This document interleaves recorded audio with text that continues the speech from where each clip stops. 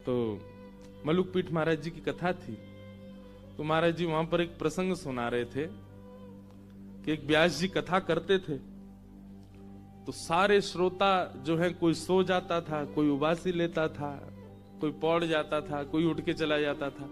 तो एक व्यक्ति सबसे आगे बैठा, आगे वाले बुरा नहीं मानना, मैं आप लोगों को नहीं बोल रहा हूं, एक बात बता रहा हूं। सबसे आगे बैठा व्यक्ति वो बिल्कुल अपलक नेत्रों से और ऐसे थोड़ी पर हाथ रख के पूरी कथा सुनता।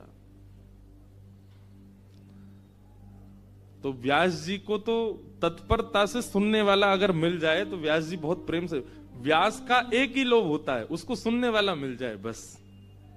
व्यास का और कोई लोभ नहीं है, चाहे दुनिया के कोई व्यास हो, उनको सुनने वाला मिल जाए तो उनकी कथा अपने आप प्रकट होती है। तो व्यास जी बड़े प्रेम से सुनाए, बोले सबको हमको क्या करना है, ये तो बड़े भाव से सुनता है, पूरी भगवत गीता सुनाई।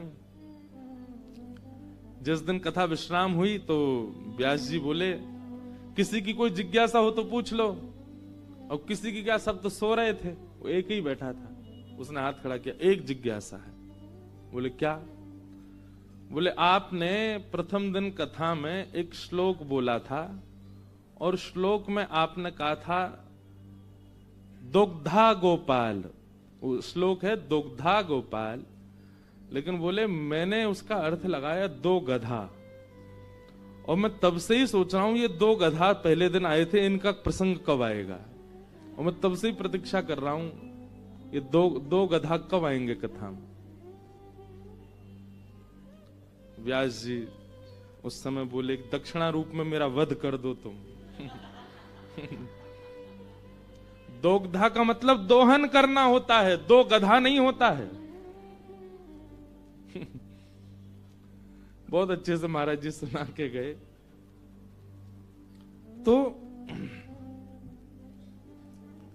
ठाकुर जी ने भी कहीं ना कहीं कृपा करने में अधिकार अनधिकार का विचार नहीं किया, लेकिन ठाकुर जी जो अपनी वाणी से कहीं कहीं कुछ सुना रहे हैं उसमें कहीं ना कहीं विचार किया कि लोग कहीं गलत अर्थ ना निकाल लें, इसलिए ठाकुर जी ने कृष्ण अर्जुन संवाद को सबके आगे रख दिया, गीता को। आप इसी को पढ़िए। लेकिन हम आपसे कहना चाह रहे हैं, यदि गीता जी का आपने अनुसंधान किया है, गीता जी को आपने बहुत समय प्रदान किया है, अब आप श्रीमद् भागवत के कृष्ण उद्धव संवाद में जाइए। अद्भुत, अत्याद्भुत, उसी का एक श्लोक ये हम उद्धृत कर रहे हैं। मैं स्वच्छंद रूप से कृष्ण उद्धव संवाद इसलिए नहीं कहता क्योंकि बहुत समय चाहिए, और अधिकारी, क्योंकि वो पूरा ज्ञान परख है, ज्ञान से ही भक्ति का संचन, भक्ति प्रसन्न होती है, पर वो संपूर्ण ज्ञान ही है। बद्रीनाथ में हम कहते हैं कृष्ण उद्धव संवाद, पूज्य बापू पधारे थे और तब आप भी थे, बद्रिकाश्रम की कथा में बापू की भी चल रही थी व्यास गुफा के पास, तब कृष्ण उद्धव संवाद ही चल रहा था, और उसमें नवयोगेश्वर संवाद, नवयोगेश्वर संवाद के बाद कृष्ण उद्धव संवाद। तो भगवान कहते हैं मेरी पहली कृपा क्या है उद्धव, कि मैंने मानव बनाया। दो लोग कोई बाहर ऐसा कह दें कि बाहर से हल्ला नहीं हो, जो सिक्योरिटी वाले भैया बाहर जाके ऐसा कह दो कि हल्ला नहीं करे कोई, बस। हाँ, पहली कृपा कि मानव। न देह माध्यम सुलभम सुदुर्लभम, कृपा, और कृपा के बाद आता है अति कृपा। ठाकुर जी कह रहे हैं मेरी अति कृपा क्या है, तब भगवान कह रहे हैं प्लवम सुकल्पम गुरु कर्णधारम। मानव होने के बाद भी एक सद्गुरु जीवन में प्राप्त हो जाए, ये मेरी अति कृपा है, ये मेरी अति कृपा है। मतलब गाड़ी तो है, इंजन भी है, टायर भी हैं, सब कुछ है, पर चलाने वाला चालक ना हो तो। हम मानव तो बन गए, सब गुण संपन्न तो हैं, पर हमारे जीवन को राह दिखाने वाले एक गुरु नहीं है। हम आपसे एक प्रार्थना करते हैं, भैया एक ठौर तो पकड़ो, एक ठौर से बंध जाओ, जिसकी आज्ञा मानने में, जिसके दर्शन करते ही, जिसकी वाणी को स्वीकार करने में आपको किंचित भी संकोच नहीं होता, ऐसे गुरु का एक आश्रय तो लो। भगवान कहते हैं गुरु के प्रति समर्पण और गुरु के प्रति पूर्ण विश्वास होना, यह मेरी दूसरी कृपा है, और इसी को अति कृपा कहते हैं। कृपा, अति कृपा, और तीसरा है अति हरि कृपा। अति हरि कृपा क्या है? मयानुकूलेन न भस्वतेरितम। भगवान कह रहे हैं कृपा और अति कृपा का लाभ लेकर के जो अपने जीवन का उद्देश्य मुझे मान लेता है, किसी का उद्देश्य धन की प्राप्ति, किसी का उद्देश्य जीवन में उपलब्धियों की प्राप्ति, किसी का उद्देश्य कुछ, किसी का उद्देश्य कुछ, पर उसके जीवन का उद्देश्य ही मैं हूं। जैसे भक्तिमती मीरा, मीराबाई का और कोई उद्देश्य नहीं है। मीराबाई का और कोई कारण ही नहीं है जीवित रहने का, केवल एक ही है, जिन भेषा मारो सांवरो रीझ है, मैं सो ही भेष धरूंगी, बाला मैं वैरागन होंगी। अद्भुत है मीरा चरित्र। जैसे गोस्वामी तुलसीदास, उनका उद्देश्य क्या है? केवल राम प्राप्ति। भगवान कहते हैं जब उद्देश्य ही केवल मेरी प्राप्ति बन चुका है, ये मेरी अति हरि कृपा है। तो कथा में आना, कथा श्रवण करना, ये अति कृपा है। पर कथा का जीवन में प्रयोग करके और फिर उस पथ को चुन लेना, ये अति हरि कृपा है। ये आपकी इच्छा से नहीं हो सकता है, ये सब ठाकुर जी की इच्छा से होता है। आप मानव बने उनकी इच्छा से, आप भक्ति कर रहे हैं उनकी इच्छा से, और भक्ति करके उनकी प्राप्ति के लिए बस एक कदम आपको अपने आप बढ़ाना है। उसके बाद की पूरी रास्ते की व्यवस्था वो भी ठाकुर जी करेंगे। इसलिए ये अति कृपा का स्वरूप है कि आप कथा में बैठे हो, पर कथा में बैठने के बाद उस कथा का कितना अनुसंधान कर रहे हो, ये अति हरि कृपा है। और उसमें भी काशी का ये क्षेत्र, संकट मोचन हनुमान जी का ये क्षेत्र, ऐसा भगवत भक्त परायण परिवार नियोजक संतों की जिन पर बड़ी कृपा, ये सब भगवान अति हरि कृपा आप पर करना चाहते हैं, ऐसा ठाकुर जी इशारा कर रहे हैं। ठाकुर जी अति कृपा करके कह रहे हैं अब मेरा इशारा समझो। काशी में कथा सुन रहे हो, नव वर्ष के प्रारंभ पर ही कर सुन रहे हो, संकट मोचन हनुमान जी के तट पर सुन रहे हो, सब व्यवस्था ठाकुर जी करके मानो इशारा कर रहे हैं अब आप अति हरि कृपा की ओर बढ़ो। मतलब उद्देश्य ठाकुर जी को बनाओ।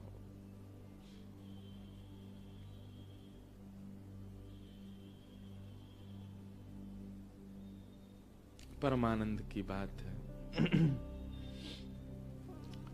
हम लोग कथा क्रम में प्रथम स्कंद में प्रवेश कर चुके हैं। कल ठाकुर जी का जन्मोत्सव भी होना है। श्रीमद् भागवत में चौथे दिन ही जन्मोत्सव होता है और राम कथा में भी चौथे दिन ही जन्मोत्सव होता है राम जी का। क्यों? जब वो राम कथा है तो पहले दिन ही शुरू होना चाहिए, अवध में आनंद भयो जय रघुनंदन राम की। और ये भागवत की कथा है तो पहले दिन ही नंद घन आनंद भयो, यहीं से कथा का प्रारंभ होना चाहिए। ये 4 दिन का समय क्यों लगता है ठाकुर जी के प्रादुर्भाव में? बहुत ध्यान से सुनिएगा।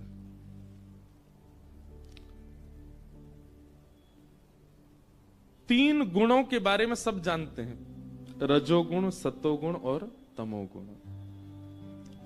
श्रीमद् भागवत में स्वयं भगवान कहते हैं ना तो रजोगुणी मेरी प्राप्ति कर सकता, ना तमोगुणी मेरी प्राप्ति कर सकता, ना सतोगुणी मेरी प्राप्ति कर सकता। मेरी प्राप्ति में तीनों बढ़ जरूर सकते हैं पर मेरे को प्राप्त नहीं कर पाएंगे।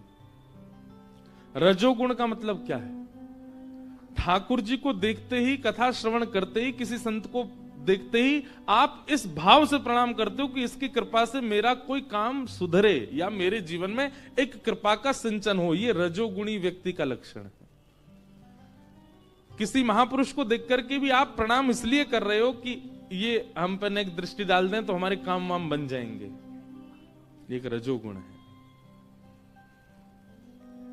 रजोगुण का मूल रूप तो बहुत भयानक है। ठाकुर जी के सामने जाकर के सब संसार की संपदा की जो इच्छा रखे वो रजोगुणी है। तमोगुणी कौन?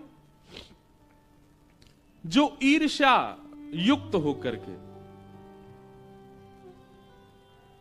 कल ईर्ष्या पर चर्चा हुई, हमारे किशन जी रात में चर्चा कर रहे थे कुछ, मैं वो देना ही भूल गया आपको नंबर। वो एक पंक्ति सुनाई थी आपने और एक भाव भी सुनाया कि महाराज जी बापू भी कथा में कहते हैं कि एक प्रकार से काम क्रोध लोभ भी कहीं ना कहीं जीवन में आवश्यक स्थान रखते हैं। काम का भी अपना एक व्यवस्थित स्थान जीवन में है सबके। क्रोध भी जरूरी है। अब बालक ऊधम मचा रहा, मां डांटे ही ना तो बिगड़ेगा, तो क्रोध का भी अपना एक स्थान है। लोभ का भी अपना एक स्थान है। लोभ भी कहीं कहीं जरूरी होता है। कई बार बालकों को पढ़ाने के लिए मां को लोभ देना पड़ता है। कई बार पारिवारिक जीवन में भी व्यक्ति कार्य में रत हो, उसको एक लोभ रखना पड़ता है, तभी उस लोभ के कारण वो कार्य में रत होता है। तो काम का भी जीवन में स्थान है, क्रोध का भी जीवन में स्थान है, लोभ का भी जीवन में स्थान है। पर ईर्ष्या, द्वेष और अहंता, इसका कोई स्थान नहीं, इनका कोई प्रयोग ही नहीं है जीवन में। और यही तीनों हमारे यहां, हमारे अंदर काम क्रोध लोभ से कई गुना ज्यादा है। ईर्ष्या, अहंता, अहंकार और द्वेष, इनका कोई अभिप्राय नहीं हमारे जीवन, कोई इनसे काम बनता ही नहीं हमारा कभी भी, फिर भी इनको रखना है।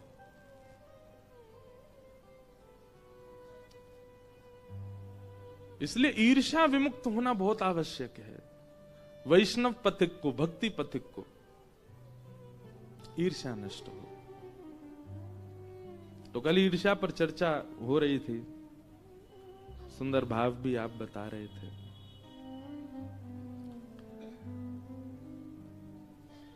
तो ईर्ष्या युक्त होकर के जो भगवत भाव में जाता है उसी को क्या कहते हैं? तामसी। जैसे कि रावण, मैं अत्यंत बलवान हो जाऊं इसलिए आराधन कर रहा हूं, मैं अजर अमर हो जाऊं। तुम बलवान क्यों होना चाहते हो? इसीलिए तो होना चाहते हो कि तुम जितने भी तुमसे कम बलवान हो उनको मारते रहो। तुम अमर क्यों होना चाहते हो? कि जो अमर नहीं है उनको मार सको, उन पर तुम आक्रमण कर सको। इसीलिए उसकी भक्ति तामसी है। राजस भक्ति, तामस भक्ति और तीसरी है सात्विक भक्ति। बहुत ध्यान से सुनिएगा। हे नाथ, आपकी बड़ी कृपा है मेरे ऊपर, बस ये कृपा मुझ पर बनाए रखना। यह सात्विक भक्ति है। और इतनी कामना रखने वाला भक्त भी भगवत प्राप्ति नहीं कर पाता। मेरे जीवन में अनुकूलताएं हैं, ठाकुर जी इस अनुकूलता को बनाए रखना, बाकी इससे अधिक मेरी कोई कामना नहीं है। यह भी एक प्रकार की सात्विक भक्ति है, पर यह भी ठाकुर जी को प्रिय नहीं। ठाकुर जी को प्राप्त तो वही कर सकता है। कौन? जिसके चित्त में निर्गुण भक्ति है। निर्गुण भक्ति का मतलब क्या है?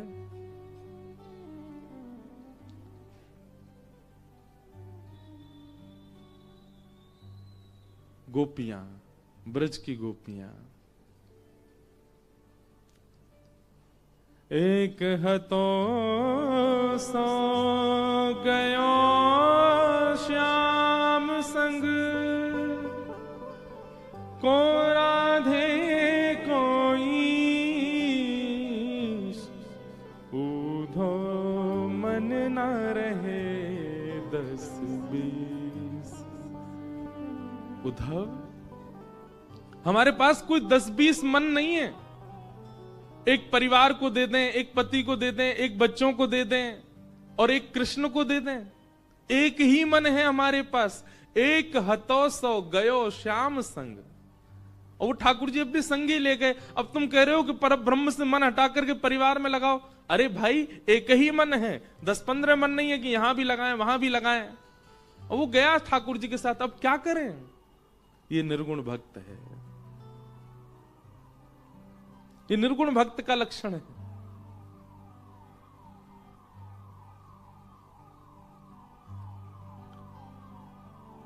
ऊधो मन ना रहे 10-20, ऊधो मन ना रहे 10-20। यथा ब्रज गोपिका नाम, ब्रज की गोपियों का प्रेम अद्भुत है। श्रीमद् भागवत में जब गोपी गीत प्रारंभ होता है, गोपी गीत से पहले एक अंतरंग गीत आता है, उसका नाम है प्रणय गीत। और प्रणय गीत में गोपियां कहती हैं, मैवं विभोरहति भवान कदितुं नृशंसं संत्यज्य सर्व विषयांस्तव पादमूलम् भक्ता भजस्व दुर्वग्रहमान् त्यजास्मान् देवो यथादि पुरुषो भजते मुमुक्षु। गोपियां कहती हैं, हे श्याम सुंदर, आप हमको स्वीकार नहीं कर रहे हो, उसके पीछे कारण पता है क्या है?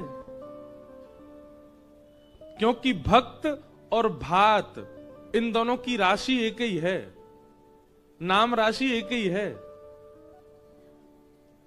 जिस प्रकार भात है उसी प्रकार भक्त है। नाम राशि एक होने के कारण जैसे संकट भात के जीवन में आते हैं, वैसे ही संकट एक भक्त के जीवन में भी आता है।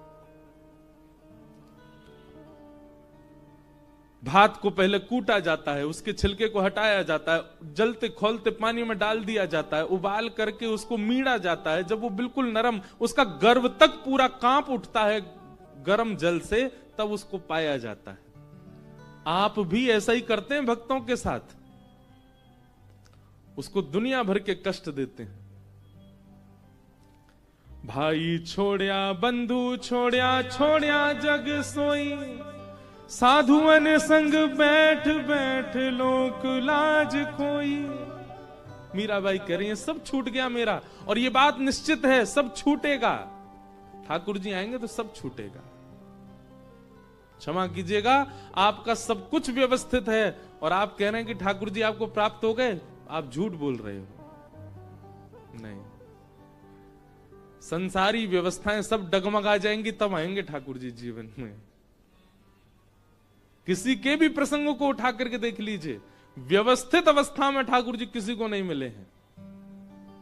संसार के प्रति राग, संसार के प्रति प्रेम, संसार के प्रति ममत्व सब जब बिल्कुल नष्ट, अरे कहां तक कहें, स्वयं के प्रति भी अभिमान जब शून्य हो जाता है, तब मिलते हैं ठाकुर जी। और उस स्थिति में आ चुकी हैं ब्रज की गोपियां।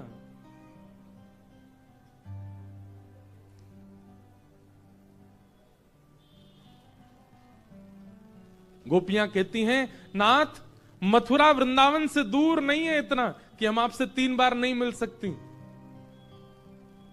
पर हमारा प्रेम ये आज्ञा नहीं देता कि हम बार बार आपके सन्मुख जाएं, क्योंकि हमारा प्रेम देखने का नहीं है, हमारा प्रेम स्पर्श का नहीं है, हमारा प्रेम वार्ता का नहीं है, हमारा प्रेम श्रवण का नहीं है। हम आप सबका प्रेम कैसा, हम देखना चाहते हैं प्रेमी को, हम सुनना चाहते हैं प्रेमी को, हम स्पर्श चाहते हैं प्रेमी का। पर गोपियां स्पष्ट कहती हैं, हमारा प्रेम ये है ही नहीं। ना कभी दिखो, ना कभी सुनो, ना कभी स्पर्श करो, ना कभी मिलो। ठाकुर जी बोले, तो फिर क्या है तुम्हारा प्रेम? बोले, केवल हमें ये स्वीकृति दे जाओ कि आप भी हमको चाहते हैं, चले जाओ। जीवन भर इस स्वीकृति में ही व्यतीत कर देंगे जीवन, ये हमारा प्रेम है। इसको कहते हैं निर्गुण भक्ति।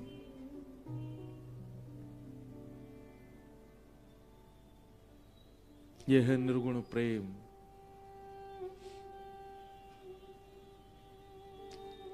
सप्ताह कथा हो या 9 दिवसीय राम कथा हो, उसमें चतुर्थ दिवस श्री कृष्ण और राम प्राकट्य इसलिए होता है, प्रथम दिन की कथा से हमारा तमोगुण शांत हो, द्वितीय दिन की कथा से हमारा रजोगुण शांत हो, तृतीय दिन की कथा से हमारा सत्व गुण शांत हो, और जब ये तीनों गुण शांत हो जाएंगे तो फिर क्या बचा? निर्गुण।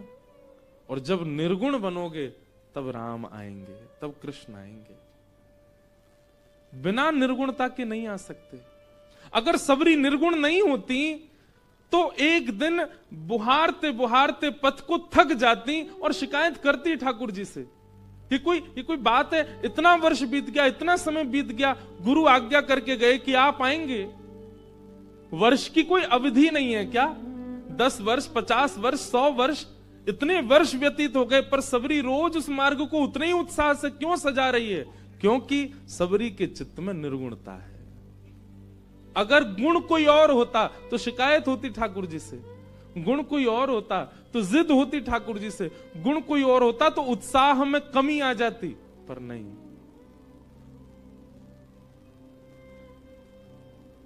निर्गुणता, और इसी निर्गुणता के चलते संपूर्ण जीवन व्यतीत कर दिया।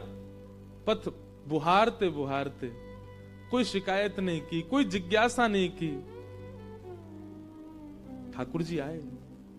अगर निर्गुणता नहीं होती सुदामा में तो शिकायत होती ठाकुर जी से, लाला तू मेरे संग पढ़ो गुरुकुल में, गुरु घर में, तेरे कामन को मैंने कियो, तो को भोजन मैंने पवायो, अपनी गोद में मैंने सुवायो, और यहाँ जगत नियंता जगदाधार बन के बैठो, सब पे कृपा कर रहा हो। यहाँ 3-3 दिन से हम भूखे रह रहे हैं, हम पर नेक दृष्टि ना है तेरी। सुदामा की कोई शिकायत नहीं है ठाकुर जी से। क्यों? निर्गुण भक्ति।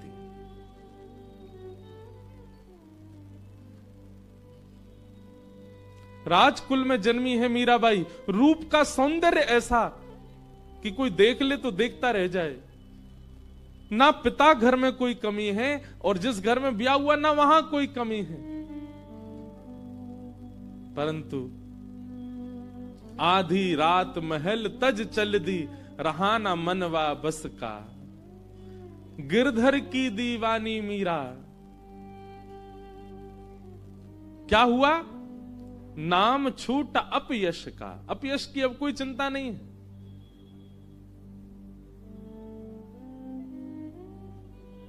निर्गुण। इसलिए कथा में 3 दिन का समय लगाया जाता है ठाकुर जी के प्रादुर्भाव में, ताकि सुनने वाले श्रोता के चित्त से तमोगुण, रजोगुण और सत्वगुण, ये जितनी मात्रा बढ़ी हुई है उनकी, वो थोड़ी कम हो जाए। तभी निर्गुण प्रेम करने वाले ठाकुर जी प्रकट होंगे। निर्गुणता बहुत आवश्यक है। इसलिए हम पूर्ण रूपेण निर्गुणी तो नहीं बन पाते, पर हां 3 दिन के कथा प्रसंगों से सत्वगुण जो इतने ऊपर चढ़ा हुआ था, तमोगुण जो इतने आकाश को छू रहा था, तमोगुण जो हमारे भीतर था, वो कथा की कृपा से थोड़ा कम हो जाता है। तब रामकृष्ण का प्रादुर्भाव होता है। और एक और बात, अगर निर्गुण बने बिना आप ठाकुर जी की लीला में प्रवेश कर गए तो आपसे अपराध बनेगा ही बनेगा। आप ठाकुर जी के रूप पर, ठाकुर जी की लीला पर, ठाकुर जी के किसी ना किसी भाव पर संशय कर बैठेंगे। इसलिए निर्गुण बनना बहुत जरूरी है। निर्गुण मतलब शून्य, कोई गुण नहीं है, बस प्रेम। और प्रेम बंधुओं गुण नहीं है, प्रेम स्वभाव है, प्रेम विचार है। प्रेम आत्मा में आता है, मन में नहीं आता है। मन में आता तो गुण हो जाता, वो आत्मा में आता है। इसलिए देह त्याग के बाद भी कई बार प्रेम अनवरत रहता है।